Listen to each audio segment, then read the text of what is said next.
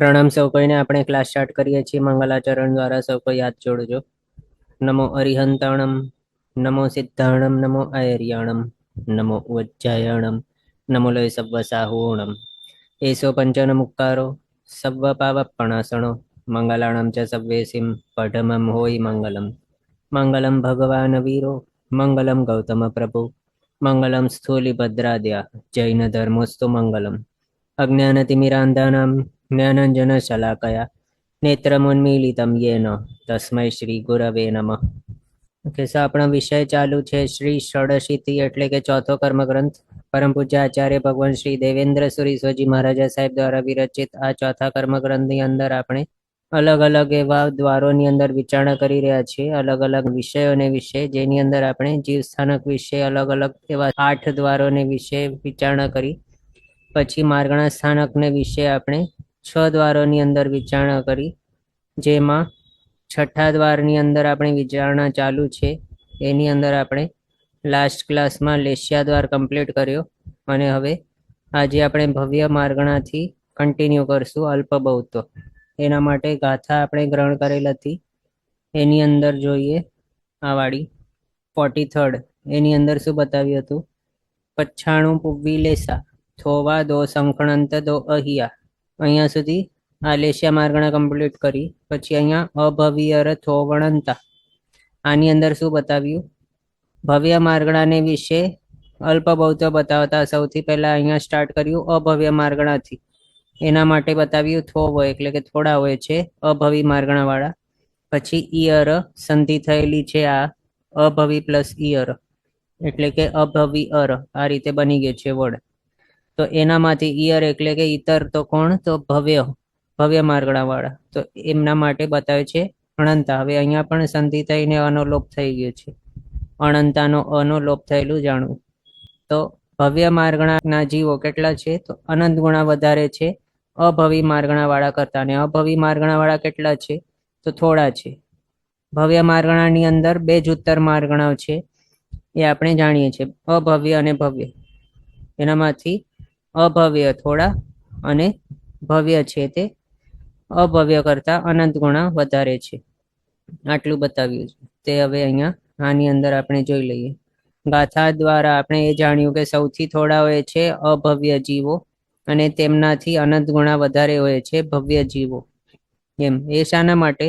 કારણ શાસ્ત્રકાર ભગવંતોએ એ બતાવે છે કે ટોટલ 9 પ્રકારના અનંતા છે. એનામાંથી ચોથો પ્રકારનો અનંતો જે છે એટલે કે જગન્ય યુક્ત અનંત, એટલા પ્રમાણના હોય છે અભવ્ય જીવો. એમ અને ભવ્ય જીવો કેટલા બતાવ્યા છે? તો 8મા અનંત જેટલા બતાવ્યા છે. એનું શું નામ છે? મધ્યમ અનંત અનંત.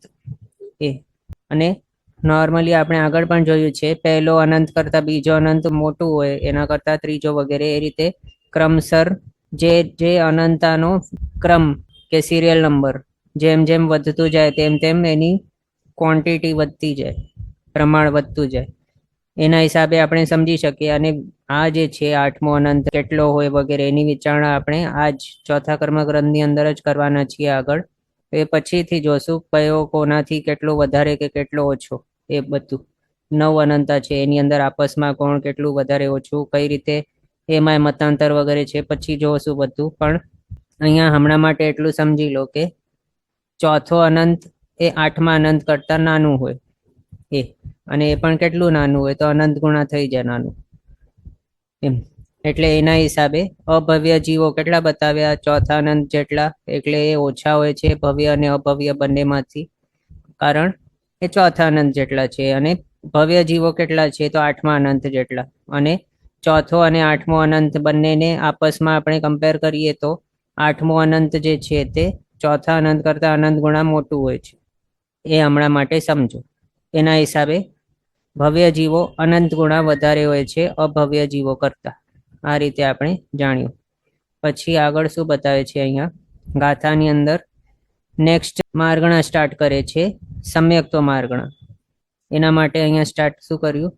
સાસણ થોવો વસમ સંખા. એમ પછી મીસા સંખા વેયગ અસંખ ગુણ ખય્ય મિચ્છદુ અનંતા. અહીંયા સુધી બતાવ્યું છે સમ્યક્તો માર્ગણા. આની અંદર આ 44th ગાથા પણ આપણે આગળ ગ્રહણ કરી લીધી છે અને એના અર્થ લગભગ જોઈ લીધા છે. તો હવે આપણને શું બાકી છે જોવાનું, એનો વિશેષાર્થ. તો અહીંયા સાસણ થોવ વસમ શંખા, એનું મિનિંગ શું થાય છે કે સૌથી પહેલા કોને બતાવે છે, જે થોડા છે.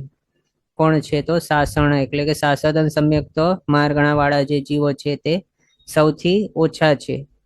પછી ઉવસમ, અહીંયા સંધિ થયેલી સમજવાની, થોવ પ્લસ ઉવસમ પછી શંખા એ છે, અને અહીંયા અસંખા નહીં હતું, શંખા જ છે એ સમજવાનું. તો સાસણ થોવ એટલે કે સાસણ સાસવદન સમ્યક્ત વાળા સૌથી થોડા, પછી ઉવસમ એટલે કે કોણ? તો ઉપશમ સમકિત વાળા એ માર્ગણા વાળા જીવો એ કેટલા હોય છે? સંખ્યાત ગુણા વધારે હોય છે. કોના કરતા? તો સાસદન સમ્યક્તિ માર્ગણા કરતા. એના પછી મીસા એટલે કે મિશ્ર સમ્યક્તો માર્ગણા વાળા, તે કેટલા છે? તો સંખ્યા એટલે સંખ્યાત ગુણા વધારે હોય છે. કોના કરતા? તો ઉપશમ સમ્યક્તો માર્ગણા વાળા કરતા. પછી વેયગ એટલે કે ક્ષપશમ સંકિત માર્ગણા વાળા, એ કેટલા હોય છે? તો અસંખ્ય ગુણ. કોના કરતા અસંખ્યાત ગુણા વધારે હોય? તો મિશ્ર સમ્યક્તો વાળા કરતા. પછી ખય્ય એટલે કે શાયિક સમ્યક્તો માર્ગણા વાળા, અને મિચ્છ એટલે કે મિથ્યાત્વ માર્ગણા વાળા, એ દુ એ બંને કેટલા છે? તો અનંતા એટલે કે અનંત ગુણા વધારે છે પ્રીવિયસ કરતા. એટલે ક્ષાયિક સમ્યક્તો માર્ગણા વાળા અહીંયા પ્રીવિયસ કોણ હતું? તો ક્ષપશમ સંકિત માર્ગણા વાળા, એમના કરતા ક્ષાયિક સંકિત માર્ગણા વાળા અનંત ગુણા વધારે હોય છે, અને ક્ષાયિક સંકિત માર્ગણા વાળા કરતા મિથ્યાત્વ માર્ગણા વાળા અનંત ગુણા હોય છે. આ રીતે સૌથી વધારે કોણ છે? સમ્યક્ત માર્ગણામાંથી કઈ ઉત્તર માર્ગણા વાળા જીવ સૌથી વધારે છે? તો મિથ્યાત્વ માર્ગણા વાળા. અને સૌથી ઓછા કોણ છે? તો સાસ્વદન સમ્યક્ત માર્ગણા વાળા. આટલું અહીંયા આપણે જાણ્યું. હવે એને આની અંદર જોઈ લઈએ. અહીંયા આપણે જોઈ શકીએ છીએ ગાથાની અંદર શું બતાવ્યું હતું? સાસણ થોવ ઉવસમ શંખા મીસા શંખા વેયગ અસંખ્ય ગુણ ખય્ય મિચ્છ દુ અનંતા. આ રીતે ગાથાની અંદર બતાવેલું હતું. એ અહીંયા આપણે જોઈ શકીએ છીએ. ગાથા મુજબ જ અહીંયા લખ્યું છે. કેવું? સૌથી થોડા હોય છે સાસ્વાદન સમ્યક્તિ જીવો. એ હવે શાને માટે? કારણ સાસ્વાદન સમ્યક્ત્વ એ કોઈકને આવે છે અને ક્યારેક જ આવે છે. બધાની અંદર આપણે કમ્પેરિઝન કરીએ તો સૌથી ઓછા ટાઈમે આ સાસ્વાદન સમ્યક્ત્વ આવતું હોય છે. એમાં પણ આપણે જો વિચારીએ તો કોઈક જીવ જો ઉપશમ સંકેતી બને, એટલે કે ઉપશમ સમ્યક્તિ પ્રગટાવે પોતાના આત્માની અંદર અંતરકરણ વગેરે કરીને, ત્યારે પછી એ ઉપશમ સંકેતી બને. અને પછી એ ઉપશમ સમ્યક્ત્વનો જે કાળ છે કેટલું હોય છે? અંતર્મુહૂર્ત જ હોય છે. અને એ અંતર્મુહૂર્તનો માત્ર એક સમયથી 6 આવલિકા જેટલું ટાઈમ ડ્યુરેશન બાકી હોય, ત્યારે જો બાય ચાન્સ અનંતાનુબંધી કષાયનો કોઈ ઉદય થઈ જાય, 4 અનંતાનુબંધી કષાયમાંથી કોઈકનો જો ઉદય થઈ જાય તે જીવનો, તો જ પછી એ સાસ્વદન સમકિતિ બને. એટલે અહીંયા કન્ડિશન શું છે? જો સાસ્વદન સમકિતિ બનવું હોય તો પહેલા તો કોણ હોવું જોઈએ? ઉપશમ સમકિતિ પહેલા હોવું જોઈએ. અને ઉપશમ સમકિત જો પ્રગટાવવું હોય તો એ કેવું હોવું જોઈએ? પર્યાપ્ત સંજ્ઞી પંચેન્દ્રિય હોવું જોઈએ, ભલે કોઈ પણ ગતિવાળો હોય. તો એ જે છે પર્યાપ્ત સંજ્ઞી પંચેન્દ્રિય જીવ, એ જ્યારે ઉપશમ સંકેત પ્રગટાવે પછી હવે એ ઉપશમ સંકેતનો અંતર્મુહૂર્તનો જે ટાઈમ ડ્યુરેશન છે એ એન્ડ થવા માટે જગન્યથી 1 સમય અને ઉત્કૃષ્ટથી 6 આવલિકા એટલું ટાઈમ માત્ર બાકી હોય, ત્યારે જો બાય ચાન્સ એ જીવનો અનંતાનુબંધી 4 માંથી કોઈક કશાયનો જો ઉદય થઈ જાય તો પછી એ સાસ્વદન સમકિતિ બને છે. અને જો એ ઉદય નહીં થાય એનો અનંતાનુબંધી કશાયનો, તો સાસ્વદન સમકિતિ નહીં બને. એટલે આપણે આગળ જોયું જ છે કે જે પણ જીવો ઉપશમ સમકિતિ હોય એ ઉપશમ સંકેતનો અંતર્મુહૂર્ત કમ્પ્લીટ થયા પછી એની પાસે 4 અલગ અલગ એવા ઓપ્શન હોય છે. એવું જરૂરી નથી કે ઉપશમ સંકેતનો કાળ પૂરું થવાનું હોય તો પછી એ બીજે ગુણ સ્થાનકે જાય જ અને પછી પહેલે જાય જ, એવું કોઈ નિયમ નથી. આપણે જાણીએ જ છીએ એની અંદર કેવા કેવા આપણે જાણ્યા છે. ઉપશમ સંકેતનો કાળ પૂરું થયા બાદ એ કાં તો ક્ષપશમ સંકેતી બની જાય કે પછી ત્રીજા ગુણ સ્થાનકે પણ જઈ શકે જો અર્ધ શુદ્ધ પુંજનો ઉદય થાય તો, કે પછી અશુદ્ધ પુંજ એટલે કે મિથ્યાત્વ મોનિયનો જો ઉદય થઈ જાય તો પહેલા ગુણ સ્થાનકે પણ જઈ શકે, મિથ્યાથી બની જાય. અથવા તો જો અનંતાનુબંધી કશાયનો ઉદય થઈ જાય ઉપશમ સંકેતના કાળની અંદર, 1 સમયથી 6 આવલિકા બાકી હોય ઉપશમ સંકેતની ઉપશમ હતા ત્યારે, બાય ચાન્સ જો અનંતાનંદી કોઈ કશાયનો ઉદય થઈ જાય તો એ બીજા ગુણસ્થાનક વાળું શાશ્વત સમકીતિ બની શકે એમ. એટલે અહીંયા આપણે જોયા અલગ અલગ કેવા છે. પહેલા ગુણસ્થાનકે જઈ શકે અથવા તો બીજે કે ત્રીજે કે પછી જ્યાં છે તે ઉપશમ સમકીતિ ત્યાં જે ક્ષપશમ સમકીતિ બની જાય. એવા અલગ અલગ 4 પોસિબિલિટી છે. એટલે એના ઉપરથી આપણે શું સમજ્યા કે એવું કોઈ જરૂરી નથી કે જે પણ ઉપશમ સમકીતિ જીવ છે બધા શાશ્વત સમકીતિ બને જ, એવી કોઈ જરૂરી નથી. માત્ર કોઈક જ એવા હોય કે જે શાશ્વત સમકીતિ બનતા હોય એવા. અને બીજું એ પણ છે કે ઉપશમ સમકિત હોય તો જ શાશ્વત સમકિત હોઈ શકે, પણ ઉપશમ સમકિતિ બન્યા વગર શાશ્વત સમકિતિ કોઈ નહીં બને. એટલે કે મિશ્ર દૃષ્ટિ વાળો જે મિશ્ર સમકિતિ છે એ શાશ્વત સમકિતિ નહીં બની શકે. પછી ક્ષપશમ સમકિતિ હોય તે પણ શાશ્વત સમકિતિ નહીં બની શકે. ક્ષાયિક સમકિતિ હોય એ પણ શાશ્વત નહીં બની શકે. મિથ્યાત્વી હોય એ પણ શાશ્વત સમકિતિ નહીં બની શકે. પણ માત્ર એક જ છે, ઉપશમ સમકિતિ હોય તો જ શાશ્વત સમકિતિ બની શકાય છે. અને ઉપશમ સમકિતિ ક્યારેક કેટલાક જ જીવોને પ્રગટતું હોય છે. ભલે ચારે ગતિમાં પોસિબલ છે, પણ પર્યાપ્તા સંઘની પંચેન્દ્રિયને જે પોસિબલ છે એના હિસાબે સૌથી થોડા કોણ છે તો શાશ્વત સમકિત માર્ગણા વાળા. કારણ ઉપશમ સમકિત વાળા જે છે તેમાંથી કોઈક જ જીવને બીજા ગુણસ્થાનકે શાશ્વત સમકિતની પ્રાપ્તિ થઈ શકે છે. ઉપશમ સમકિતના કાળની અંદર જો અનંતાનુબંધીનો ઉદય થઈ જાય તો જ, નહીં તો નહીં મળે બીજો ગુણસ્થાનક એમ. એટલે એ થઈ ગયા શાશ્વત સમકિતિ સૌથી ઓછા. પછી એના બાદ આવે છે નેક્સ્ટ નંબર ઉપશમ સમકિતિ જીવોનો. હવે એ આપણે સમજી શકીએ કે જેટલા પણ ઉપશમ સમકિતિ છે એ બધા બીજા ગુણસ્થાનક નથી થતા, પણ ઉપશમ સમકિતમાંથી જ શાશ્વતની બની શકે છે. એટલે એનો મિનિંગ શું થાય કે જો 10 જણ, એક્ઝામ્પલ માટે જો 100 જણ ઉપશમ સમકિતિ હોય તો એનામાંથી એક્ઝામ્પલ માટે માત્ર 5 કે 10 એટલા જ જણ શાશ્વત સમકિતિ બને. એના ઉપરથી જ આપણે શું સમજ્યા કે શાશ્વતનીનો નંબર ઇઝ લેસ ધેન ઉપશમ સમકિતિનો નંબર. કેટલું ઓછું છે શાશ્વતનીનો? સંખ્યાત્મક ભાગ જેટલું એમ કહી શકાય. અથવા તો એમ જો જોઈએ કે શાશ્વત સમકિતિ કરતા ઉપશમ સમકિતિ જીવો કેટલા છે તો સંખ્યાત ગુણા વધારે છે. ને સંખ્યાત ગુણા વધારે નો મિનિંગ આપણે સમજી શકીએ છીએ. કેવું છે? ડબલ કે એનાથી વધારે છે, પણ અસંખ્યાતા નથી, અસંખ્યાતાથી ઓછા અને ડબલથી વધારે. એ સમજવાનું, એને સંખ્યાત ગુણા કહેવાય છે. એમાં આપણે સમજ્યા. પછી નેક્સ્ટ છે મિશ્ર સમકિતિ, એટલે કે ત્રીજા ગુણસ્થાનક વાળા જીવો. તે ઉપશમ સમકિતિ જીવો કરતા સંખ્યાત ગુણા વધારે હોય છે. હવે એ શાને માટે? કોઈક જીવને જો ઉપશમ સમકિતિ બનવું હોય તો એ પ્રાથમિક ઉપશમ સમકિતિ અથવા તો શ્રેણીગત ઉપશમ સમકિતિ હોઈ શકે.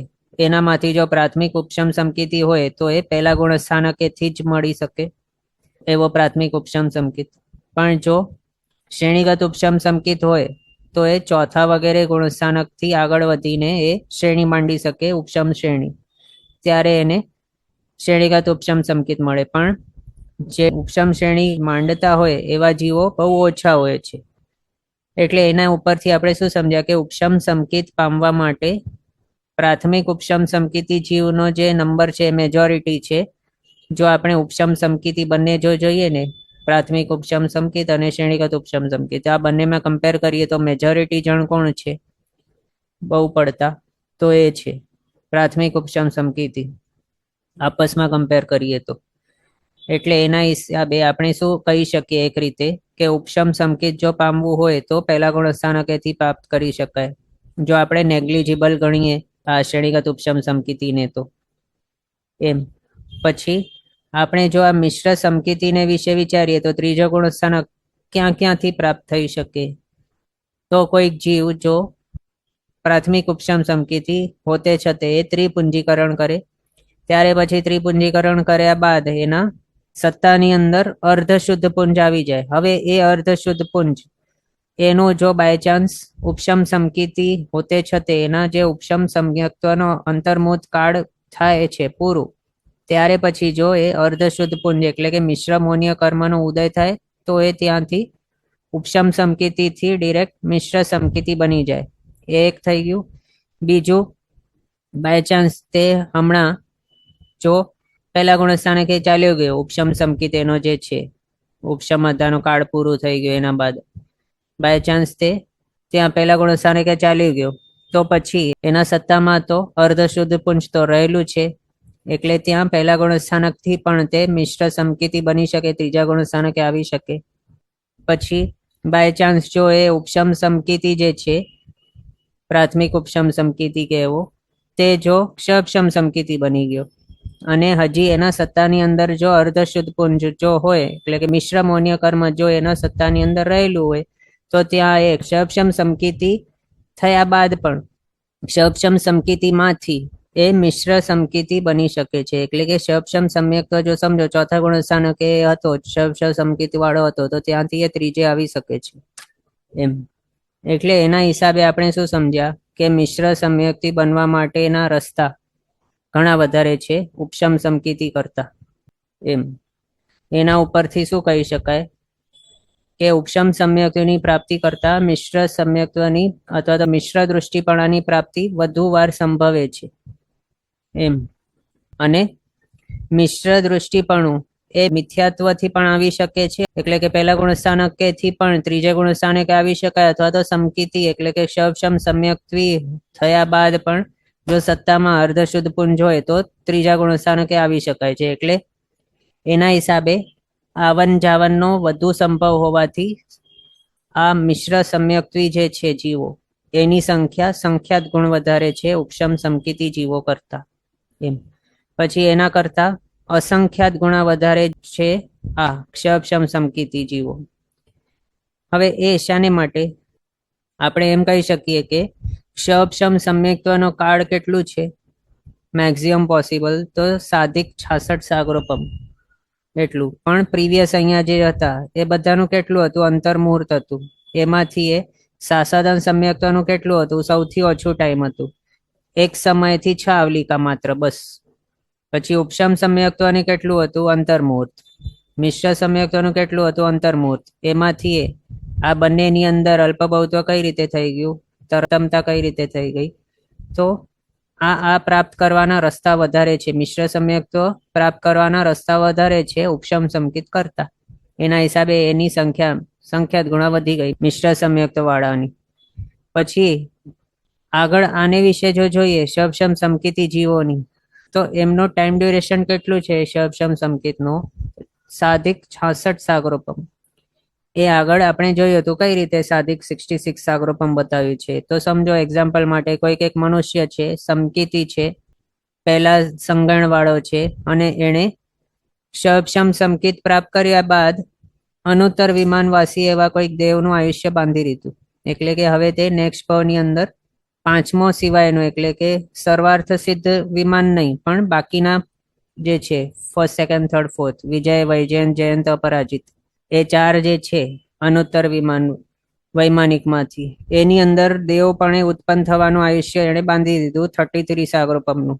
તો પછી એ જે છે મનુષ્ય અહીંયાથી જ્યારે એણે મનુષ્ય ભવની અંદર ક્ષક્ષમ સમકીત પ્રગટ કર્યું ત્યારથી કરીને ક્ષક્ષમ સમ્યક્ત્વી રહેશે અને એનો સાધિક 66 સાગરોપમનો જે છે ક્ષક્ષમ સમકીતનો ગણતરી એ સ્ટાર્ટ થઈ જાય છે મનુષ્ય ભવથી. પછી એ દેવપણે ત્યાં ઉત્પન્ન થાય છે 33 સાગરોપમ આખા ટાઈમ માટે એની પાસે છે ક્ષક્ષમ સમ્યક્ત્વ. એના બાદ ત્યાંથી એ પાછો મનુષ્ય બન્યો કમ્પલસરી. એ શાને માટે કારણ 8મા દેવલોકથી ઉપરવાળા જે પણ દેવો છે કમ્પલસરી મનુષ્ય જ બને છે. અને બીજું એ પણ કે જે સમકીતિ એવા દેવ કે નારકી છે કમ્પલસરી મનુષ્યપણાનું જ આયુષ્ય બાંધે નેક્સ્ટ ભાવને માટે. એટલે આ બંને રૂલ લાગુ પડે છે. તો એના હિસાબે એ જે છે ત્યાં અનુત્તર વિમાનમાંથી ચેવીને પાછો મનુષ્ય બન્યો અને મનુષ્ય એ જો સમજો બાય ચાન્સ 1 કરોડ પૂર્વ વર્ષનું એનું આયુષ્ય હોય એવા મનુષ્ય એ બન્યો નોન યુગલિક જ સમજવાનું. તો એવો મનુષ્ય એ બન્યો છે અને ત્યાં હવે એની પાસે આખા ભાવ માટે ક્ષક્ષમ સમકીત છે અને ત્યાં પાછું એ સમ્યક્ત્વ હોતે છતે પાછું એણે હવે અનુત્તર વિમાનવાસી દેવનો માટેનું આયુષ્ય બાંધી દીધું. હવે પાંચેમાંથી કોઈ પણ સમજી વળવાનું સરવાર સિદ્ધ વાળું પણ બાંધ્યું હોય એ પણ પોસિબલ છે. એટલે હવે એનું જે મનુષ્યપણાનું ભવનું આયુષ્ય છે એ કમ્પ્લીટ કરીને પાછો અનુત્તર વિમાનની અંદર જાય, 33 સાગરોપમનું આયુષ્ય ત્યાં ભોગવીને પાછો હવે મનુષ્ય બનશે. અને હવે આ મનુષ્યપણાનું એનું સમજો અહીંયા પણ પાછું 1 કરોડ પૂર્વ વર્ષનો આયુષ્ય વાળો મનુષ્ય બન્યો. હવે આવા મનુષ્ય ભવ એનું લાસ્ટ ટેસ્ટ હશે આ આખા સંસાર ચક્રનું. ત્યાંથી એ કમ્પલસરી મોક્ષ પામે છે. કારણ રૂલ જ કેવું છે, જો કોઈક જીવ અનુત્તર વિમાનની અંદર 2 વખત જાય તો પછી એનું મોક્ષ થઈ જાય, અથવા તો સર્વાર્થ સિદ્ધ વિમાનની અંદર જે ભવ કરીને આવે એનું આ જે છે મનુષ્ય ભવ એ લાસ્ટ ટેસ્ટ ગણવાનું. એટલે એને પછી એકાવતારી કહેવાય છે. બધા જે છે ને સર્વાર્થ સિદ્ધ વિમાનવાસી દેવો એ બધા હવે મનુષ્ય બનીને એ જ ભવની અંદર કેવલ જ્ઞાન પામીને મોક્ષ પામવાના છે. એટલે અહીંયા આપણે શું ગણ્યું, શવશમ સંકિતનો કાળ આપણે ગણી રહ્યા હતા, સાધિક 66 સાગરોપમ. એની અંદર અનુત્તર વિમાનના 33 સાગરોપમના આયુષ્યવાળા બે ભાવ કર્યા એણે. એટલે 33 + 33 66 થઈ ગયું. 66 સાગરોપમ ત્યાં દેવપણાનું પ્લસ સાધિક આપણે કીધું આગળ. તો સાધિક શું કરવાનું, તો એના મનુષ્યપણાના જે પણ આયુષ્ય હતા મેક્સિમમ જો ગણી લઈએ 1 કરોડ પૂરો, 1 કરોડ પૂરો, એ બધા, તો એ બધું એડ કરી લઈએ તો સાધિક 66 સાગરોપમ કહેવાય છે. એ આપણે એ કેલ્ક્યુલેટ કર્યું. બીજું એ પણ આપણે આગળ જોયેલું હતું, 12મા દેવલોકની અંદર જઈને આવ્યો એ રીતે પણ આપણે ગણતરી કરેલ હતી આગળ. એટલે એમ શું કહેવાય છે, શવશમ સમ્યક્ત્વ જે છે એનું સાધિક 66 સાગરોપમ સુધી સળંગે હોઈ શકે છે મેક્સિમમ. લાસ્ટ એનો ભાવ છે એનું મિનિંગ શું, એ જે આપણે હમણાં એક્ઝામ્પલ લીધું એની અંદર લાસ્ટ ભાવની અંદર એ શું કરે, પછી ક્ષાયિક સમકિતિ બની જાય, શપક શ્રેણી માંડીને પછી કેવલ જ્ઞાન પ્રગટાવે, પછી સિદ્ધ થઈ જાય એ ભાવમાંથી આયુષ્ય પૂરું થતા. એટલે ત્યાં શવશમ સંકિત માંથી એક ક્ષાયિક સંકિત પછી બની ગયો એમ. એટલે અહીંયા આપણે જો એમ વિચારીએ કે ટાઈમ ડ્યુરેશન આપણે જો ગણીએ આ બધા જે છે સમ્યક્ત્વ માર્ગળાઓનું, તો સાસદન સમ્યક્ત્વનું મેક્સિમમ કેટલું છે ટાઈમ ડ્યુરેશન, 6 આવલિકા. પછી ઉપશમ સંકિતનો ટાઈમ ડ્યુરેશન મેક્સિમમ અંતર્મુહૂર્ત, મિશ્રમોનિયાનું અંતર્મુહૂર્ત. પણ શવશમ સંકિતનું કેટલું છે, તો સાધિક 66 સાગરોપમ. સાધિક 66 સાગરોપમ જે બતાવ્યા એની અંદર વર્ષો કેટલા થઈ જાય, તો અસંખ્યાતા વર્ષો થઈ જાય. એક પલ્યોપમની અંદર જ અસંખ્યાતા એવા વર્ષો થઈ જાય. એવા 10 કોડાકોડી પલ્યોપમનો એક સાગરોપમ હોય, અને એવા 66 સાગરોપમ છે, અને એ પણ સાધિક. આપણે 1 કરોડ પૂરો 1 કરોડ પૂરો એમ એડ કરી લીધું હતું. એટલે એટલા બધા વર્ષોને માટે એમ કહી શકાય, કેટલા તો અસંખ્યાતા વર્ષોને માટે શવશમ સંકિતિ હતો એ જીવ. તો એવા આપણે જો ગણીએ, વિચારીએ કે કેટલા હશે જીવો, તો આપણે આગળ પણ જોયું છે કષાય માર્ગણાની વિશે વિચારણા કરી રહ્યા હતા અલ્પબૌદ્ધોની, ત્યારે આપણે જોયું કે જે કષાયનો ટાઈમ ડ્યુરેશન વધારે એ માર્ગણાની અંદર રહેલા જીવોની સંખ્યા વધારે એમ, અને જેના ટાઈમ ડ્યુરેશન ઓછું હોય એ માર્ગણાની અંદર રહેલા એવા જીવો ઓછા ગણવાના કે સમજવાના એમ. એટલે એના હિસાબે અહીંયા શવશમ સંકિતિ માર્ગણા જે છે એની અંદર જીવો કેટલા સમજવાના, અસંખ્યાતા ગુણા વધારે સમજવાના મિશ્ર સમ્યક્તિ કરતા. કારણ એનું ટાઈમ ડ્યુરેશન બહુ વધારે છે. ઘણા ટાઈમ માટે કોઈક જીવ શવશમ સંકિતિ રહી શકે છે એમ. અને આપણે તો એમ જોયું કે 66 સાગરોપમ જે છે એની અંદર વર્ષો અસંખ્યાતા છે, તો એની અંદર અંતર્મુહૂર્ત કેટલા હશે, પણ અસંખ્યાતા જ હશે.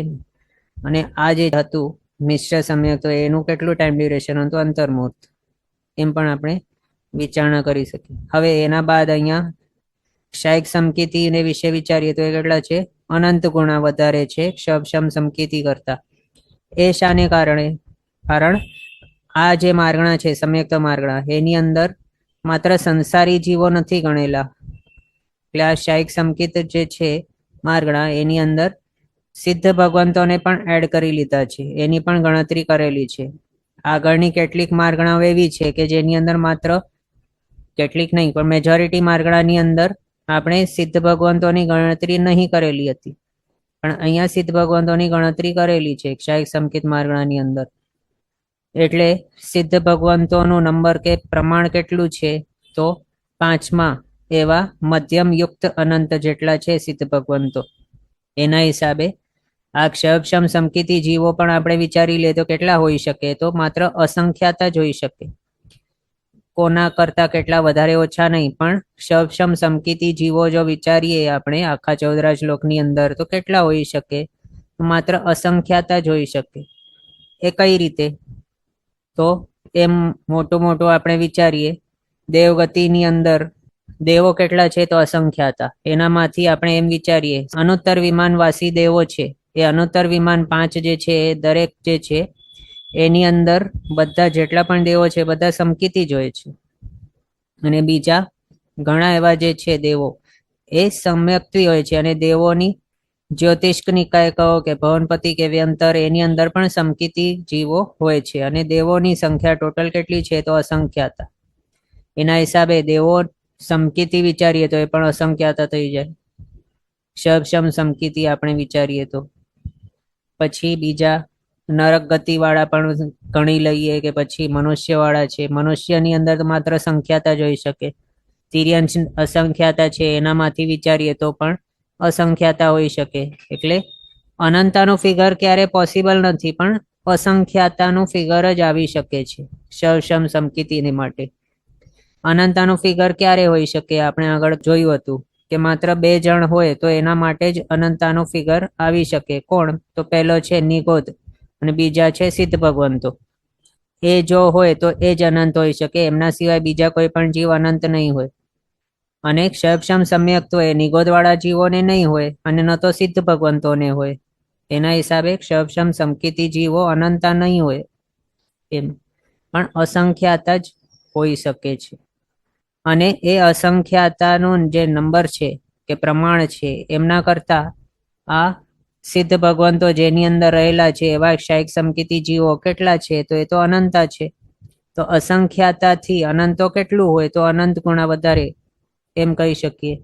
એટલે આ ક્ષયિક સમકીતી માર્ગણા જે છે એની અંદર અહીંયા સંસારની અંદર રહેલા એવા જીવો પણ આવી જાય છે, પ્લસ સિદ્ધ ભગવંતો પણ આવી જાય છે. એ બધાને મળીને ટોટલ કેટલા ગણી શકાય? આપણે કેટલા કહી શકીએ? ક્ષયિક સમકીતી જીવો ક્ષયક્ષમ સમકીતી જીવો કરતા અનંત ગુણા વધારે હોય છે એમ. કારણ સિદ્ધ ભગવંતો કેટલા છે? અનંતા હોય છે અને એમને ક્ષયિક સમકીતી માર્ગણાની અંદર ગણેલા છે એના હિસાબે. પછી લાસ્ટ અહીંયા સૌથી વધારે છે મિથ્યાત્વી જીવોનું પ્રમાણ. એ ક્ષયિક સમકીતી જીવો કરતા અનંત ગુણા વધારે હોય છે મિથ્યાત્વી જીવો. કારણ મિથ્યાત્વી જે છે એ માર્ગણાની અંદર નિગોદના જીવો આવી જાય છે. મિથ્યાત્વીની અંદર કોણ આવે? પહેલા ગુણસ્થાનક વાળા બધા આવી જાય છે એમ. અને પહેલા ગુણસ્થાનક એ નિગોદ કે સાધારણ વનસ્પતિકાય જે છે એમને કયો ગુણસ્થાનક હોય? તો માત્ર ફર્સ્ટ જ હોય. અને નિગોદના જીવોનું નંબર કેટલું છે? પ્રમાણ કેટલું છે? તો મધ્યમ અનંત અનંત, એટલે કે 8મા અનંત જેટલા. અને 8મું અનંત 5મા અનંત કરતા અનંત ગુણા વધારે છે. એના હિસાબે સિદ્ધ ભગવંતો જ્યાં ક્ષયિક સમકીત માર્ગણાની અંદર રહેલા છે એમના કરતા અનંત ગુણા વધારે હોય છે મિથ્યાત્વી જીવોનું પ્રમાણ. આ રીતે આપણે સમ્યક્ત્વ માર્ગણાની વિશે અલ્પ બહુત્વ જોયું. કઈ રીતે શાસ્ત્રકાર ભગવંતોએ આપણને બતાવ્યું છે તે. પછી હવે નેક્સ્ટ માર્ગણાને માટે આપણે ગાથા તરફ જઈએ. હા, અહીંયા સુધી આપણે જોયું દુ અનંતા સુધી. હવે 44th ગાથાની સેકન્ડ લાઈન. આની અંદર શું આપણે જોઈ શકીએ છીએ? સન્ની અર થોવણંતા. અહીંયા પાછી સંધિ થયેલી છે, સન્ની પ્લસ ઈયર. સન્ની એટલે કે સંજ્ઞી માર્ગણાની અંદર જે સંજ્ઞી ઉત્તર માર્ગણા છે એ સંજ્ઞી માર્ગણા કેટલા છે એના જીવો? તો થોવ એટલે કે થોડા. અને સંજ્ઞી માર્ગણાની અંદર ઉત્તર માર્ગણાઓ કેટલી છે? તો 2, સંજ્ઞી અને અસંજ્ઞી. એનામાંથી સંજ્ઞી જીવો થોડા હોય છે અને ઈયર એટલે કે ઈતર તો કોણ? તો અસંજ્ઞી જીવો. અસંજ્ઞી જીવો કેટલા છે? તો અહીંયા પાછું સંધિ થઈને અનોલોપ થઈ ગયું છે. અનંતાનો અનોલોપ થઈને માત્ર અનંતા અહીંયા આપણને દેખાય છે, થોવણંતા.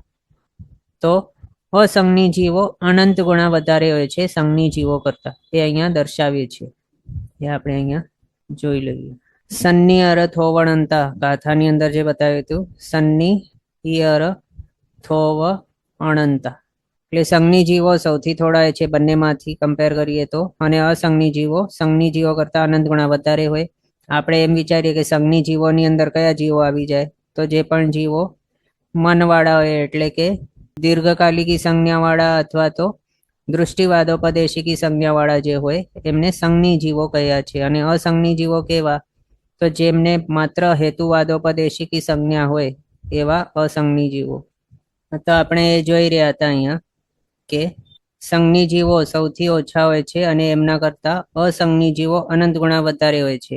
એમાં સંઘની જીવો આપણે જો જીવભેદ જોઈએ 14, એનામાંથી સંઘની જીવોની પાસે કેટલા જીવભેદ છે, તો માત્ર 2. અને અસંઘની જીવોની પાસે કેટલા છે જીવભેદો, તો 12. એટલે અસંઘની જીવોની અંદર કયા કયા જીવો આવી જાય, તો બધા એકેન્દ્રિય, બધા 2 ઇન્દ્રિય, તેન્દ્રિય ચૌરેન્દ્રિય અને અસંઘની પંચેન્દ્રિય. ત્યાં સુધી બધા જીવો જે છે એ બધા અસંઘની માર્ગણા વાળા છે. અને સંઘની માર્ગણાની અંદર કયા જીવો આવે, તો માત્ર સંઘની પંચેન્દ્રિય એવા જીવો આવે છે એમ. અને આપણે આગળ એ પણ જો જોઈએ કે નિગોદના જીવ ક્યાં છે, તો એ અસંઘની માર્ગણાની અંદર રહેલા છે. એકેન્દ્રિય જે છે એની અંદર, એટલે કે નિગોદ કોણ છે, તો એકેન્દ્રિય. અને એકેન્દ્રિય આપણે આની અંદર ગણ્યા એટલે આપણે સમજી શકીએ કે જે ઠેકાણે નિગોદ બેસી જાય એ અનંતાનું પ્રમાણ વાળું સમજવાનું. તેના હિસાબે અહીંયા આ આવ્યું. અને અહીંયા આપણે જોઈ શકીએ નિગોદના જીવો કેટલા બતાવે છે શાસ્ત્રકાર ભગવંતોએ, તો અનંત લોકના આકાશ પ્રદેશ જેટલા હોય છે નિગોદના જીવો. એટલે કે 1 2 4 5 એવા લોક નહીં, પણ અનંતા લોક જો હોય એ દરેક લોકની અંદર આકાશ પ્રદેશ કેટલા છે, તો અસંખ્યાતા. અને એવા 1 2 3 4 નહીં, પણ અનંતા લોક લેવાના. એની અંદર રહેલા દરેક આકાશ પ્રદેશનો પ્રમાણ કે ફિગર જે છે આપણે એડ કરી લઈએ તો ટોટલ કેટલું થાય, નંબર કે ફિગર કે પ્રમાણ, એટલા હોય છે નિગોદના જીવો. એટલે અહીંયા બતાવ્યું અનંત લોકના આકાશ પ્રદેશ જેટલા હોય છે નિગોદના જીવો. એ કેટલું હોય છે આનું પ્રમાણ, તો અનંતું એમ. એના હિસાબે સંઘની જીવો કરતા અસંઘની જીવો અનંત ગુણા હોય છે. આ રીતે આપણે સમજ્યા. પછી હવે નેક્સ્ટ અહીંયા સુધી આપણે સંઘની માર્ગણા વિશે જોઈ લીધું. હવે લાસ્ટ માર્ગણા 14th માર્ગણા આહારી માર્ગણા, એના માટે અહીંયા બતાવ્યું છે. શું બતાવ્યું, તો પાછું અહીંયા સંધિ થઈને અહીંયા આપણને દેખાય છે, અહીંયા ડેશ કર્યું છે. એના હિસાબે આ જે છે તા, એની અંદર નું સંધિ થઈ ગયેલી છે એ સમજવાનું.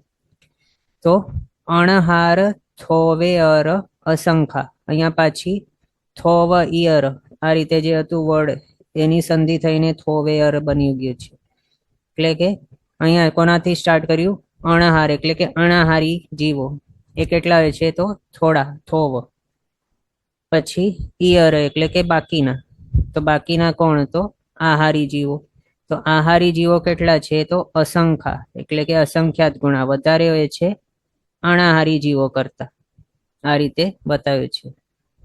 અણાહારી જીવો થોડા અને એમના કરતા અસંખ્યાત ગુણા વધારે આહારી જીવો. આ રીતે બતાવ્યું. 44th ગાથા સુધી અહીંયા આપણે જોયું. હવે આના વિશે આપણે આગળ જોઈએ. તો આ રહ્યું આપણે લાસ્ટ એવી આહારી માર્ગણા, એના વિશે અલ્પ બહુતો. એની અંદર અણહાર થોવે અર અસંખા આ રીતે હતું ગાથાની અંદર. તો સૌથી થોડા હોય છે અણાહારી જીવો. આહારી માર્ગણાની અંદર માત્ર 2 ઉત્તર માર્ગણા હોય, અણાહારી અને આહારી. બંનેમાંથી સૌથી ઓછા કોણ છે, તો અણાહારી જીવો. અને તેઓ કરતા એટલે કે અણાહારી જીવો કરતા અસંખ્યાત ગુણા વધારે હોય છે આહારી જીવો. હવે આપણે વિચારીએ અણાહારી જીવોની અંદર કોણ કોણ જીવો આવી જાય છે. તો જીવને વિશે આપણે સિચ્યુએશન કઈ જાણી હતી, જ્યારે કોઈ જીવ અણાહારી હોય તો ભાવ બદલતા ટાઈમે વાળી સિચ્યુએશન, ત્યારે એ જો વિગ્રહ ગતિ કરે તો અણાહારી હોય. પછી કેવલી સમુદ્ગાત વખતે 3જા 4થા 5મા સમયે અણાહારી હોય. 14મા ગુણસ્થાનકે અણાહારી હોય. અને સિદ્ધ ભગવંતો એ અણાહારી હોય. સિદ્ધ ભગવંતો નોન સંસારી છે, સિદ્ધ છે. પણ બાકી 1લા 2જા 4થા ગુણસ્થાનક વાળા જે વિગ્રહ ગતિ કરતા હોય જો ભાવ બદલતા ટાઈમે, તો ત્યારે એ અણાહારી હોય. પ્લસ 13મા ગુણસ્થાનકે કેવલી સમુદ્ગાત વખતે 3 સમયને માટે અણાહારી હોય સંસારી જીવ. અને 14મા ગુણસ્થાનકે બધા જીવો જે પણ 14મા ગુણસ્થાનકે હોય બધા અણાહારી હોય. આ રીતે સંસારી જીવો પહેલે બીજે ચોથે 13મે 14મે આટલા ગુણસ્થાનકે અણાહારી હોય અને સિદ્ધ ભગવંતો એ અણાહારી હોય છે. એમ આપણે સમજ્યા. પછી આહારી જીવો કોણ છે? તો આહારી જીવો જે સંસારની અંદર રહેલા છે, એટલે કે ભવની અંદર એનો ભવ સ્ટાર્ટ થાય એના પહેલા સમયથી જ આહારી હોય છે. આહાર ગ્રહણ કરવાની પ્રક્રિયા એના ભવમાં ઉત્પત્તિ સ્થાને પહોંચીને પહેલા સમયથી જ સ્ટાર્ટ થઈ જાય છે અને આખા ભવને માટે આહારી જ હોય છે. બધા જ સંસારી જીવો એવા જ હોય છે એમ. અને એની અંદર ગુણસ્થાનો કેટલા? તો પહેલોથી 13મો ગુણસ્થાનક બધા આવી જાય. એનામાંથી માત્ર જે અમુક એવી સિચ્યુએશન આપણે જોઈએ અણાહારીપણાની, એ માત્ર થોડીક સિચ્યુએશન માઇનસ થઈ જાય. બાકી બધા જેટલું પણ ટાઈમ ડ્યુરેશન છે બધું આહારી જ હોય છે તે જીવ એમ. પછી અહીંયા આપણને ક્વેશ્ચન થઈ જાય કે સૌથી થોડા અણાહારી જીવો બતાવ્યા, એ તો સમજી શકીએ આપણે કે ઓછા હોય છે, પણ આહારી જીવો છે એમને અસંખ્યાત ગુણ માત્ર બતાવ્યું છે, પણ અનંત ગુણા નથી બતાવ્યું. અનંત ગુણા શા માટે નહીં બતાવ્યું? આપણે નિગોદના જીવ જે કહેતા હોઈએ, બે જણ આપણે કહેતા જોતા હોઈએ છીએ, એક તો સિદ્ધ ભગવંત અને બીજા નિગોદના જીવ. તો આ બે જણ જે છે એ બંને કેવા છે? અનંત અનંત છે. અને એમાંથી આપસમાં કમ્પેર જો કરીએ સિદ્ધ ભગવંતોને અને નિગોદના જીવોને, તો એમનું પ્રમાણ કેટલું છે? નિગોદના જીવ કેટલા? 8મા અનંત જેટલા. અને સિદ્ધ ભગવંતો એ કેટલા? તો 5મા અનંત જેટલા. એટલે આપણે જો આપસમાં કમ્પેર કરીએ તો સિદ્ધ ભગવંતો કરતા અનંત ગુણ વધારે હોય છે નિગોદના જીવો. એટલે કે સિદ્ધ ભગવંતો અણાહારી છે તો એમના કરતા નિગોદના જીવો તો અનંત ગુણા હોય છે. અને નિગોદના જીવ કેવા છે? સંસારી છે. નિગોદ પણ જીવી રહ્યા છે એટલે આહારી છે. તો પછી આમ આપણે જો વિચારીએ કે સિદ્ધ ભગવંતો કરતા નિગોદના જીવો અનંત ગુણા હોય, તો જે ઠેકાણે સિદ્ધ ભગવંતો રહેલા છે અણાહારી માર્ગણામાં, એના કરતા જે ઠેકાણે નિગોદના જીવ રહેલા છે આહારી માર્ગણા, એ અનંત ગુણા વધારે હોવી જોઈએ ને. આગળ પણ આપણે એ જ જોયું. અહીંયા જોયું હતું આપણે, સિદ્ધ ભગવંતો શાયિક સંકિત માર્ગણામાં રહેલા હતા, એ 5મા અનંત જેટલા છે. અને આ મિથ્યાત્વી માર્ગણાની અંદર નિગોદના જીવ રહેલા હતા, એ 8મા અનંત જેટલા છે. 5મો અનંત ને 8મો અનંત, અને 5મા કરતા 8મો અનંત અનંત ગુણા વધારે હોય.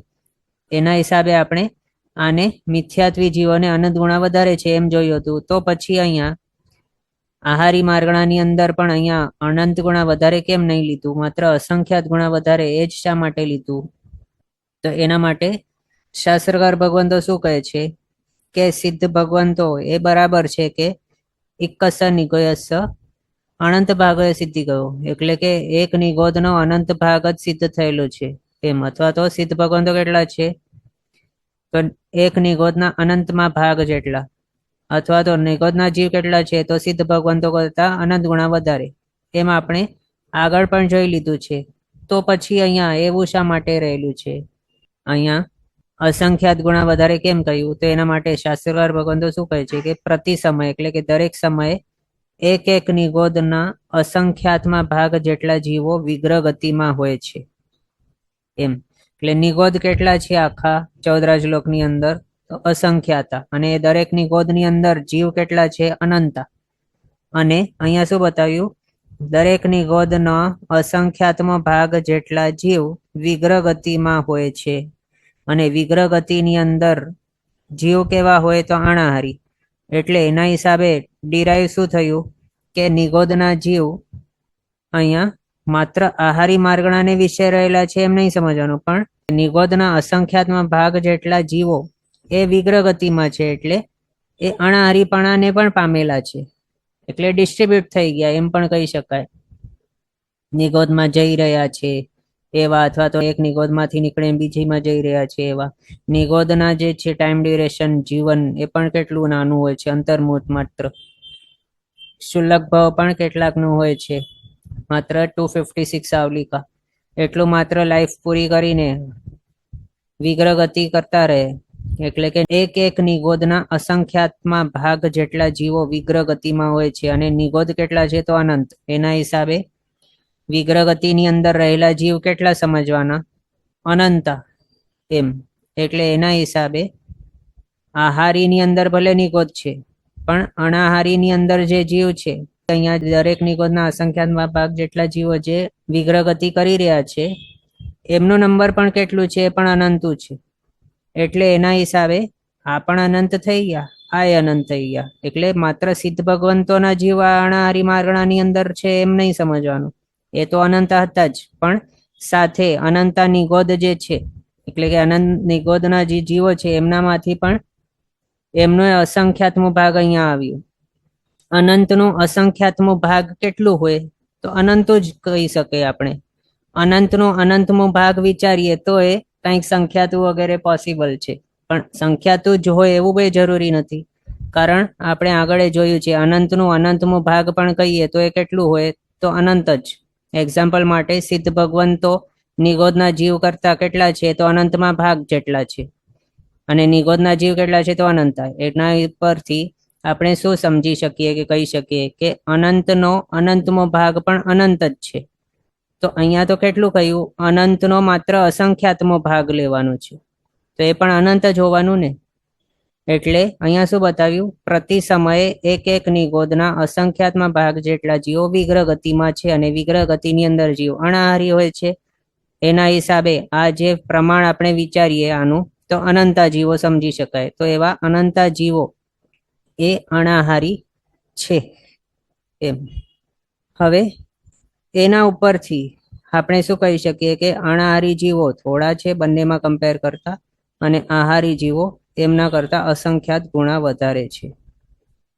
બીજું આપણે એમ પણ કહી શકીએ કે કેવું, અહીંયા માત્ર નિગોદની અપેક્ષાએ પણ વિચારીએ અલગથી, તો પછી અહીંયા કેવું બતાવ્યું છે, અનાહારી જીવો કરતા અસંખ્યાત ગુણા વધારે આહારી જીવો. અથવા તો ઉલટું જો જોઈએ તો આહારી જીવોનો અસંખ્યાતમો ભાગ છે અનાહારી જીવોનું પ્રમાણ, અથવા તો અનાહારી જીવો કેટલા છે તો આહારી જીવોના અસંખ્યાતમાં ભાગ જેટલા. હવે એ સમજવા માટે અહીંયા કેવું કહે છે શાસ્ત્રકાર ભગવંતો, સિદ્ધ ભગવંતો એક નિગોદના ગોળામાં રહેલા અનંત જીવોના અનંતમાં ભાગ જેટલા જ છે, અને તેના કરતા સંસારી જીવો અનંત ગુણા છે. પણ તે સર્વે સંસારી જીવો આહારી નહીં હોય, કારણ દરેક સમયે એક એક નિગોદના અસંખ્યાતમાં ભાગ જેટલા જીવો વિગ્રહ ગતિમાં હોય છે. એટલે એક નિગોદમાં રહેલા અનંત જીવોના અસંખ્યાતા ભાગો કરવા, તેમાંથી એક અસંખ્યાતમાં ભાગ જેટલા જીવો વિગ્રહ ગતિમાં હોય છે, અને વિગ્રહ ગતિની અંદર રહેલો જીવ અનાહારી હોય, અને બાકીના ઘણા અસંખ્યાતા ભાગો જેટલા જીવો આહારી હોય છે. એ આપણે અહીંયા કંઈક અસત કલ્પનાથી એવું કેલ્ક્યુલેશન કરીને જોઈએ તો આપણને થોડું સમજમાં આવશે કે કેવું છે તે. તો અસત કલ્પનાથી આપણે વિચારો કે અનંતનું પ્રમાણ કેટલું તો 1 લાખ અસત કલ્પના છે. પછી આ 1 લાખનો એકમાત્ર અસંખ્યાતમો ભાગ એ સમજો કે 100 છે. આમ ન તો અનંત ઇક્વલ ટુ 1 લાખ, એ પોસિબલ નથી, કારણ અનંત એટલે કે ઇન્ફાઇનાઇટ, જેનો અંત જ નહીં હોય. પણ આ તો 1 લાખનો અંત છે. પણ એના જ ઉપરથી આપણને સમજાય છે કે આ અસત કલ્પના છે, અને 1 લાખનો અસંખ્યાતમો ભાગ માત્ર 100 પણ નહીં હોય, એ પણ આપણે સમજી શકીએ. એટલે જ આ કેવું છે, બંને અસત કલ્પના છે. તો સમજો, હમણાં સમજવા માટે જ જોઈ રહ્યા છે. એક્ઝામ્પલ માટે સમજો કે અહીંયા કેવું કહ્યું, દરેક સમયે એક એક નિગોદના અસંખ્યાતમાં ભાગ જેટલા જીવો વિગ્રહ ગતિમાં હોય છે એમ. એના ઉપરથી આપણે શું કહી શકીએ કે જે જીવો સંસારી છે પણ વિગ્રહ ગતિમાં નથી, એ જીવો કેવા છે તો આહારી. અને જે જીવો સંસારમાં છે, વિગ્રહ ગતિ કરી રહ્યા છે, એ જીવો કેવા તો અનાહારી.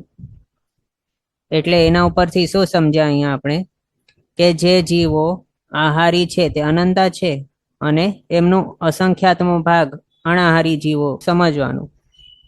એના ઉપરથી અહીંયા આપણે આગળ એ વિચારીએ કે આહારી જીવો જો અનંતા હોય તો પછી એનો અસંખ્યાતમો ભાગ કેટલું, એ અહીંયા આપણે જો ગણીએ તો અનંતાનો પ્રમાણ જેટલું છે એના અસંખ્યાતા એવા ભાગો કરવાના, એનામાંથી એક અસંખ્યાતમો ભાગ લેવાનું એમ. તો એ એક અસંખ્યાતમો ભાગ જે છે એ કેવું સમજવાનું, વિગ્રહ ગતિ કરતો એવો, એટલે કે અનાહારી એવો. એ સમજવાનું. અને બાકીના જે છે અનંતામાંથી એક અસંખ્યાતમો ભાગ કાઢીને બાકીના જે પણ છે ભાગો એ બધા પ્રમાણના જીવો કેવા સમજવાના? આહારી જીવો. એ સમજવા માટે આ છે અસત કલ્પના. અસત કલ્પના કરો એવી, ઇમેજિન કરો કે અનંત ઇક્વલ ટુ 1 લાખ અને એ અનંતનું એક અસંખ્યાતમો ભાગ ઇક્વલ ટુ 100 અસત કલ્પનાથી. તો પછી 1 લાખ એટલે કે અનંતમાં કેટલા 100 વાળા એટલે કે અસંખ્યાતમાં ભાગો કેટલા હશે? એટલે અહીંયા 1 લાખ જે છે એની અંદર 100 પ્રમાણના ભાગો કેટલા હોય? તો 1 લાખ ડિવાઈડ બાય 100 કરશું તો આપણને સમજ પડશે કે જો 100 નો એક એક યુનિટ આપણે જો ગણીએ કે 100 નો છે તો પછી એવા 100 ના યુનિટ્સ કેટલા હોય 1 લાખમાં? તો આપણે ડિવાઈડ કરવું પડે. 1 લાખ ડિવાઈડ બાય 100 કરશું તો આપણને સમજ પડશે કે 100 વાળા એવા કેટલા ભાગ છે 1 લાખમાં? તો 1000. એટલે એના ઉપરથી આપણે શું સમજ્યા?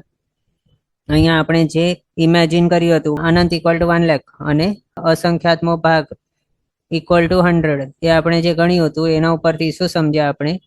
1 લાખની અંદર 1000 એવા અસંખ્યાતમાં ભાગો છે. હવે આગળ શું? 1 લાખમાંથી 100 જીવો અનાહારી હોય અને 99,900 જીવો આહારી હોય છે એમ. હવે આ કઈ રીતે ડિરાઈવ થયું?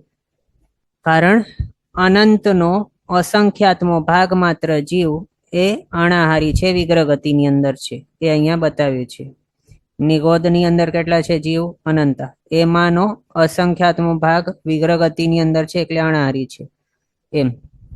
એ આપણે અહીંયા જોયું. એના ઉપરથી આ અનંત છે અને આ કેવું છે? અનંતનો અસંખ્યાતમો ભાગ છે. આ એ જ અહીંયા આપણે જોઈ રહ્યા છીએ. આ છે અનંત અને આ છે અસંખ્યાતમો ભાગ. હવે એ આપણે આમ જો ગણી લઈતું તો પછી ટોટલ ભાગો કેટલા થાય છે આના? 1 લાખના અસંખ્યાતમાં ભાગ જેટલા પ્રમાણનો ભાગો કેટલા? તો 1000 એમ. હવે આ 1000 નું આપણને કંઈ કરવાનું નથી, પણ અહીંયા શું સમજવાનું? 1000 જે છે એ શું છે? અસંખ્યાતમાં ભાગો છે એની અંદર 1 લાખની અંદર એટલા એમ. બીજું અહીંયા આગળ આપણે જો જોઈએ તો 1 લાખ જે છે અનંતનો ફિગર એનામાંથી 100 જીવો અનાહારી હોય છે અને બાકીના જે છે એટલે કે 1 લાખ માઇનસ 100 કરી લઈએ તો કેટલા થાય? 99,900 એટલા પ્રમાણના જીવો આહારી હોય છે. એના હિસાબે આહારી જીવો કરતા અનાહારી જીવો અસંખ્યાતમાં ભાગ જેટલા છે. એટલે કે અનાહારી જીવો કરતા આહારી જીવો અસંખ્યાત ગુણા છે પણ અનંત ગુણા નથી એમ. ક્વેશ્ચન છે વિગ્રહ ગતિ में भी अनंत होते हैं ना? તો હા, વિગ્રહ ગતિમાં એ અનંત જીવો જ છે. આપણે આગળ જોયું ને કે અનંતનો અનંતમો ભાગ પણ અનંત જ હોય છે. એક્ઝામ્પલ માટે નિગોદ જે અનંતા છે એનો અનંતમો ભાગ જે સિદ્ધ ભગવંતો નું કહેવાય છે એ પણ કેટલું છે? સિદ્ધ ભગવંતો અનંતા છે. તો જો આપણે અનંતનો અસંખ્યાતમો ભાગ વિચારીએ તો એ કેટલું હોય? અનંત જ હોવાનું. જો અનંતનો અનંતમો ભાગ અનંત હોય તો અનંતનો અસંખ્યાતમો ભાગ કેટલું હોય? એ અનંત હોય એમ. હા, તો અહીંયા આપણે જોઈ લીધું ને, આ બધાને સમજ પડીને કેવું શું છે. 1 લાખને આપણે અનંતા ગણ્યા અને એનો અસંખ્યાતમો ભાગ આપણે 100 ગણ્યું તો આ 1 લાખમાંથી 100 માઇનસ કરી લીધું તો આ 100 કેવા છે? અનાહારી જીવો છે અને બાકીના 99,900 આહારી જીવો છે. એટલે આપણે આમ જો વિચારીએ તો કેવું થઈ ગયું? આ જે છે અનંત એનો માત્ર અસંખ્યાતમો ભાગ જે છે એ અનાહારી છે અને બાકી બધા જ અસંખ્યાત ભાગો એક આહારી છે એમ. એના ઉપરથી આપણે અહીં સમજી શકીએ. બધાને ક્લિયર થઈ ગયું ને? આ સૌથી થોડા અનાહારી જીવો અને તેમના અનાહારી જીવો કરતા આહારી જીવો અસંખ્યાત ગુણા વધારે હોય છે. ક્લિયર થઈ ગયું આ બધાને? ઓકે, તો હવે અહીંયા સુધી આપણે જોયું આહારી માર્ગણા અને એની અંદર કઈ રીતે શું હોય છે તે. એક હેન્ડ છે, બોલો. સર, આપણે એક નિગોદના જીવ ત્યાં ને ત્યાં જન્મ મરણ કરતા હોય, એક જ અમુક સમયમાં આપણે જે ભણ્યું છે 17.5 વાર એનું જન્મ મરણ થાય, તો એ પણ એ વિગ્રહ ગતિ એટલે ઉપર નીચે જાય કે પછી કેવી રીતે એ લોકોનું જીવ? એમનું નેક્સ્ટ ભાવ જ્યાં નક્કી થયેલું હોય ત્યાં જાય પછી. પણ એ જનરલી આપણે કહીએ ને કે ત્યાં ને ત્યાં જ એ લોકો જન્મ મરણ કરતા હોય.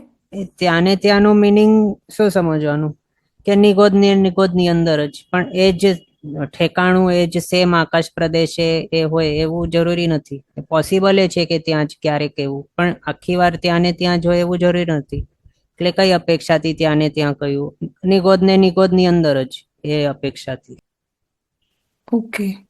હા, અને થોડુંક અહીંયા ત્યાં પણ તેને જો જવું હોય 1 મીટર પણ દૂર, તો ત્યાં એનું વિગ્રહ ગતિ પોસિબલ થઈ જાય જો સમશ્રેણીની અંદર નહીં હોય તો. એટલે એક સમયની પણ વિગ્રહ ગતિ ત્યાં થઈ શકે, અથવા તો 2 સમયની, જે પણ ઠેકાણું એનું નક્કી થયેલું એના હિસાબે. ને આમ તો કેવું છે, 14 લોકમાં એક સ્થાનેથી બીજા સ્થાને જો જવું હોય અને એ જો સમશ્રેણીની અંદર હોય તો એક સમયમાં જ પહોંચી જાય છે. એને વધારે કઈ ટાઈમ લાગતું નથી. ભલે 14 રાજ પ્રમાણે એવું ડિસ્ટન્સ કાપવું હોય તો પણ એક સમયમાં પહોંચી જાય.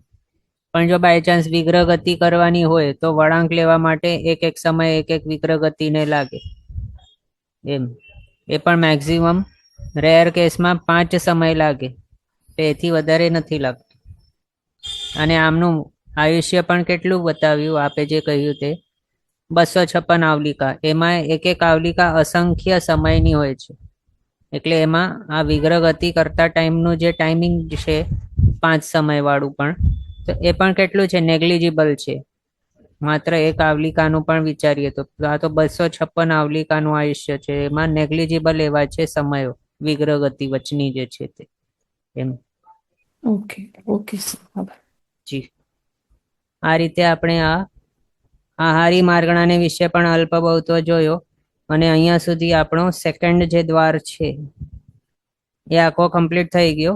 માર્ગણા સ્થાનક વિશે અલ્પ બહુત્વ. હવે એનો આખો ટેબલ અહીંયા આપણે જોઈ લઈએ. માર્ગણા સ્થાનક વિશે અલ્પ બહુત્વ જે છે એનો આખો વિશ્લેષણ ને એક્સપ્લેનેશન બધું આપણે જોઈ લીધું છે. હવે આ એક જ ટેબલની અંદર બધી માર્ગણાઓ છે અને એમના પરસ્પર અલ્પ બહુત્વ છે દરેક માર્ગણાની અંદર. તો સૌથી પહેલી માર્ગણા ગતિ માર્ગણા, એની અંદર સૌથી ઓછા મનુષ્ય બતાવ્યા, એનાથી અસંખ્યાત ગુણા વધારે નરક ગતિવાળા, એનાથી અસંખ્યાત ગુણા વધારે દેવગતિવાળા અને અનંત ગુણા વધારે તિર્યંજ ગતિવાળા. પછી ઇન્દ્રિય માર્ગણાની અંદર સૌથી ઓછા હોય છે પંચેન્દ્રિય જીવો, વિશેષાધિક હોય છે ચૌરેન્દ્રિય, એમના કરતા વિશેષાધિક તેઇન્દ્રિય, એમના કરતા વિશેષાધિક 2 ઇન્દ્રિય, એના કરતા અનંત ગુણા વધારે એકેન્દ્રિય. પછી કાય માર્ગણા, એની અંદર ત્રસ્કાય જીવો એ સૌથી ઓછા હોય છે. એમના કરતા અસંખ્યાત ગુણા વધારે તેવકાય, એમના કરતા વિશેષાધિક પૃથ્વીકાય, એમના કરતા વિશેષાધિક અપકાય, એમના કરતા વિશેષાધિક વાયુકાય, એના કરતા અનંત ગુણા વધારે વનસ્પતિકાય. પછી યોગ માર્ગણા, એની અંદર સૌથી ઓછા મનોયોગી, એમના કરતા અસંખ્યાત ગુણા વધારે વચનયોગી, એમના કરતા અનંત ગુણા વધારે કાય યોગી જીવો. પછી વેદ માર્ગણા, એની અંદર પુરુષ વેદી સૌથી ઓછા, સ્ત્રી વેદી સંખ્યાત ગુણા વધારે અને નપુંસક વેદી અનંત ગુણા વધારે. પછી કષાય માર્ગણા, એની અંદર માન કષાય વાળા સૌથી ઓછા, ક્રોધ કષાય વાળા વિશેષ અધિક, માયા કષાય વાળા વિશેષ અધિક, એમના કરતા લોભ કષાય વાળા વિશેષ અધિક. આની અંદર આપણે સમજી શકીએ કે જે નિગોદના જીવ છે એમને 4 કષાય પોસિબલ છે. એટલે આ 4 ઉત્તર માર્ગણાઓની અંદર નિગોદના જીવો રહેલા છે. એના હિસાબે અહીંયા અનંત ગુણા વધારે આપણે નથી જોઈ શકતા, પણ બાકી આગળના જે હતા એની અંદર અનંત ગુણા કોઈ ના કોઈ હતું. અહીંયા વનસ્પતિકાય અનંત ગુણા હતું, કાય યોગી અનંત ગુણા હતું, નપુંસક વેદી અનંત ગુણા હતું, ગતિ માર્ગણામાં તિર્યંજ ગતિ વાળા અનંત ગુણા હતું, એકેન્દ્રિય અનંત ગુણા હતું ઇન્દ્રિય માર્ગણામાં. પણ કષાય માર્ગણાની અંદર બધે ઠેકાણે નિગોદ છે પોસિબલ. એના હિસાબે આની અંદર અનંત ગુણા વધારે આપણે નહીં જોઈ શકીએ. પછી નેક્સ્ટ છે જ્ઞાન માર્ગણા, એની અંદર 5 જ્ઞાન ને 3 અજ્ઞાન આવી ગયા. એની અંદર મન પર્યજ્ઞાની સૌથી ઓછા, એમના કરતા અસંખ્યાત ગુણા વધારે અધિજ્ઞાની, મતિ જ્ઞાની અને શ્રુત જ્ઞાની અધિજ્ઞાની કરતા વિશેષ અધિક, પણ આપસમાં પરસ્પર સેમ છે, તુલ્ય છે, સમાન છે. પછી વિભંગ જ્ઞાની જીવો અસંખ્યાત ગુણા વધારે હોય છે મતિ જ્ઞાની અને શ્રુત જ્ઞાની કરતા. પછી કેવલ જ્ઞાની જીવો અનંત ગુણા વધારે હોય છે. પછી મતિ અજ્ઞાની અને શ્રુત અજ્ઞાની જીવો કેવલ જ્ઞાની કરતા અનંત ગુણા વધારે હોય છે. નિગોદના જીવ આની અંદર આવી ગયા છે, એના હિસાબે પણ તે પરસ્પર તુલ્ય હોય છે, સમાન સરખા હોય છે. આ રીતે જોયું. પછી સંયમ માર્ગણા, એની અંદર સૂક્ષ્મ સંપ્રાય ચારિત્ર વાળા સૌથી ઓછા, પરિહાર વિશુદ્ધિ વાળા સંખ્યાત ગુણા વધારે, યથાખ્યાત ચારિત્ર વાળા એમના કરતા સંખ્યાત ગુણા વધારે. પછી છેદોપસ્થાપનીય ચારિત્ર વાળા એમના કરતા સંખ્યાત ગુણા વધારે. પછી સામાયિક ચારિત્ર વાળા છેદોપસ્થાપનીય કરતા સંખ્યાત ગુણા વધારે. પછી દેશવીરતી વાળા અસંખ્યાત ગુણા વધારે, અને અવીરતી વાળા અનંત ગુણા વધારે દેશવીરતી વાળા કરતા. અને આપણે આગળ એ સમજ્યા કે સૂક્ષ્મ સંપ્રાય ચારિત્ર વાળા 10મા ગુણસ્થાનક કહેવાય માત્ર, પરિહાર વિશુદ્ધિ વાળા 6ઠે 7મે, યથાખ્યાત ચારિત્ર વાળા 11મે થી 14મે, છેદોપસ્થાપનીય ચારિત્ર વાળા 6ઠે થી 9મે, સામાયિક ચારિત્ર વાળાને 6ઠે થી 9મે બતાવ્યું છે. અને એના ઉપરથી આપણને શું સમજી શકાય કે સામાયિક ચારિત્રની અંદર જે આપણા સામાયિક વગેરે છે એ નહીં આવે, કારણ આપણે 6ઠે થી 9મા ગુણસ્થાનકે નથી હમણાં. પછી દેશવીરતી ને 5મો ગુણસ્થાનક, અવીરતીની અંદર 1લો થી 4થો ગુણસ્થાનક. અને આ અનંત ગુણ આપણે જોઈ શકીએ છીએ. અવીરતીની અંદર જે આપણે 1લો ગુણસ્થાનક સમજ્યા, ત્યાં નિગોદના જીવો આવી જાય છે. એના હિસાબે આ અનંત ગુણ અહીંયા થઈ ગયું. અહીંયા મતિ અજ્ઞાની, શ્રુત અજ્ઞાની, એની અંદર નિગોદ હતું એટલે આ અનંત ગુણ હતું. કેવલ જ્ઞાનીની અંદર સિદ્ધ ભગવંતો હતા, એમના હિસાબે અનંત ગુણ હતું. પછી દર્શન માર્ગણા, એની અંદર અવધિ દર્શન એ સૌથી થોડા, ચક્ષુ દર્શનની અસંખ્યાત ગુણા વધારે, કેવલ દર્શન વાળા અનંત ગુણા વધારે, અચક્ષુ દર્શન વાળા એમના કરતા અનંત ગુણા વધારે. આની અંદર કેવલ દર્શન માર્ગણાની અંદર સિદ્ધ ભગવંતો આવી ગયા, એમના કરતા અનંત ગુણા વધારે હોય છે નિગોદના જીવો, જે અચક્ષુ દર્શન માર્ગણા વાળા ની અંદર રહેલા હોય છે નિગોદના જીવ. એના હિસાબે એ પણ અનંત ગુણા છે, સિદ્ધ ભગવંતો જ્યાં રહેલા છે એમના કરતા પણ. પછી લેશિયા માર્ગણા, એની અંદર શુક્લ લેશિયાવાળા સૌથી ઓછા, પદ્મ લેશિયાવાળા સંખ્યાત ગુણા વધારે, તેજો લેશિયાવાળા એમના કરતા સંખ્યાત ગુણા વધારે. પછી કાપોત લેશિયાવાળા એમના કરતા અનંત ગુણા વધારે, કારણ કૃષ્ણ નીલ કાપોત આ 3 લેશિયાઓ નિગોદને હોઈ શકે છે, અને નિગોદના જીવ અનંતા હોય છે. એના હિસાબે તેજો લેશિયાવાળા કરતા અનંત ગુણા વધારે હોય છે આ કાપોત લેશિયાવાળા જીવ. એમના કરતા વિશેષ અધિક નીલ લેશિયાવાળા, એમના કરતા વિશેષ અધિક કૃષ્ણ લેશિયાવાળા જીવ. પછી ભવ્ય માર્ગણા જોઈએ, એની અંદર અભવ્ય જીવ સૌથી ઓછા, એમના કરતા ભવ્ય જીવો અનંત ગુણા વધારે હોય છે. એ પણ અહીંયા કઈ રીતે, શાને માટે? અભવી જીવો 4થા અનંત જેટલા છે, અને ભવ્ય જીવો 8મા અનંત જેટલા છે. એના હિસાબે આ બંનેની અંદર તરતમતા આપણે જોઈ શકીએ છીએ. અભવ્ય જીવો પણ સૌથી થોડા બતાવે છે, તો થોડા એટલે માત્ર સંખ્યાતા કે અસંખ્યાતા નહીં સમજવાના, પણ અનંતા હોય છે. આ પણ અભવ્ય જીવોનું પ્રમાણ કેટલું કે સંખ્યા કેટલી, તરતમતા નહીં પણ સંખ્યા કેટલી, તો અનંતા. એમના કરતા અનંત ગુણા વધારે હોય છે ભવ્ય જીવો. પછી સમ્યક્ત્વ માર્ગણા, એની અંદર સાસ્વદન સમકીતિ સૌથી ઓછા, ઉપશમ સમકીતિ સંખ્યાત ગુણા વધારે એમના કરતા. પછી મિશ્ર દૃષ્ટિ વાળા કે મિશ્ર સમ્યક્ત્વી સંખ્યાત ગુણા વધારે ઉપશમ સમકીતિ કરતા. પછી એના બાદ ક્ષપશમ સમકીતિ જીવ એ અસંખ્યાત ગુણા વધારે હોય છે એમના કરતા. પછી ક્ષાયિક સમકીતિ જીવ એ ક્ષપશમ સમકીતિ કરતા અનંત ગુણા વધારે હોય, અને મિથ્યા દૃષ્ટિ અથવા તો મિથ્યાત્વી જીવ એ ક્ષાયિક સમકીતિ કરતા અનંત ગુણા વધારે હોય છે. અને આની અંદર ક્ષાયિક સમકીતિ માર્ગણાની અંદર સિદ્ધ ભગવંતોનો સમાવેશ સમજવાનો, એના હિસાબે અનંતનું પ્રમાણ અહીંયા આવી ગયું. અને એમના કરતા નિગોદના જીવ અનંત ગુણા વધારે હોય છે, અને નિગોદના જીવ મિથ્યાત્વી માર્ગણાની અંદર આવે છે. એના હિસાબે સિદ્ધ ભગવંતો જ્યાં છે ક્ષાયિક સમકીતિ માર્ગણા, એના કરતા અનંત ગુણા વધારે મિથ્યા દૃષ્ટિ જીવો સમજવાના. પછી સંજ્ઞી જીવો એટલે કે સંજ્ઞી માર્ગણા, એની અંદર ઉત્તર માર્ગણા જે સંજ્ઞી એ વાળા સૌથી ઓછા, એમના કરતા અસંજ્ઞી જીવ અનંત ગુણા વધારે. આમાં અસંજ્ઞી માર્ગણાની અંદર નિગોદનો સમાવેશ સમજવાનો, એના હિસાબે આ અનંત ગુણા થઈ ગયો છે. અને બીજું આ સંજ્ઞી જે છે એની અંદર સિદ્ધ ભગવંતો છે એમ નહીં સમજવાનું. સંજ્ઞીની અંદર માત્ર જે છે સંસારી જીવ એ માત્ર સમજવાના. એ પણ કહેવાતો પંચેન્દ્રિય જે સંજ્ઞી જીવો છે એ માત્ર, પણ સિદ્ધ ભગવંતો આ માર્ગણાઓની અંદર નથી એમ. પછી નેક્સ્ટ આ છે આહારી માર્ગણા, એની અંદર અણાહારી જીવો સૌથી ઓછા, અને આહારી જીવો અણાહારી કરતા અસંખ્ય ગુણા વધારે હોય છે. આ શાને માટે બતાવ્યું અસંખ્ય ગુણા વધારે? કારણ એ જ એક લાઈન યાદ રાખવાની જે આપણે અહીંયા આ રીતે જોયું હતું. આ લાઈન પ્રતિ સમયે એક એક નિગોદના અસંખ્યાતમાં ભાગ જેટલા જીવો વિગ્રહ ગતિમાં હોય છે. એ લાઈન માત્ર યાદ રાખવાની. એના ઉપરથી આખું આપણને સારી રીતે યાદ રહી જાય. શાને માટે અસંખ્યાત ગુણા વધારે બતાવ્યા છે આહારી જીવોને અનાહારી જીવો કરતા. આખા વિશ્વની અંદર એટલે કે 14 શ્લોકની અંદર નિગોદના જીવ કેટલા છે? તો અનંતા. તો એ જે છે નિગોદનું ટોટલ પ્રમાણ, એમાં દરેક નિગોદના અસંખ્યાતમાં ભાગ જેટલા જીવો વિગ્રહ ગતિમાં છે. એટલે ટોટલ નિગોદના જીવ કરતા આપણે વિચારીએ કે જો સમજો નિગોદના જીવ 1 લાખ હોય તો એમનો અસંખ્યાતમો ભાગ એટલે 100, એટલે કે 100 જીવો વિગ્રહ ગતિની અંદર છે. નિગોદની અંદર 1 લાખ જો હોય તો પછી 100 જીવ વિગ્રહ ગતિની અંદર છે.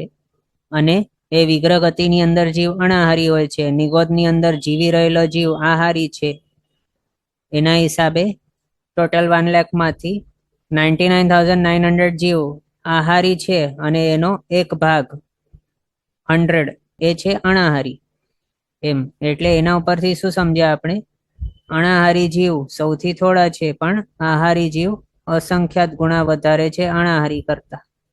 એમ આ રીતે આપણે અહીંયા આખું જોઈ લીધું. અને આપણું આ જે છે માર્ગણા સ્થાનક વિશે અલ્પબહુતો એ દ્વાર કમ્પ્લીટ થયો. એક હેન્ડ રેસ છે, બોલો. સર, આમાં યથાખાત ચારિત્ર સિદ્ધને આપણે લઈ શકીએ ને આમ? હા, આપની વાત બરાબર છે. યથાખ્યાત ચારિત્ર સિદ્ધ ભગવંતોને પણ કહી શકાય, પણ અહીંયા પૂર્વાચાર્યોએ શા માટે ગ્રહણ નથી કરેલું તે આપણે નહીં કહી શકીએ. આમ જો વિચારીએ તો ક્ષાયિક યથાખ્યાત ચારિત્ર એ હોઈ શકે છે સિદ્ધ ભગવંતોને. તેઓને માટે અનંત ચારિત્ર ગુણ બતાવ્યું છે અને એ આની અંદર આવી શકે છે, પણ આની અંદર નથી લીધેલું.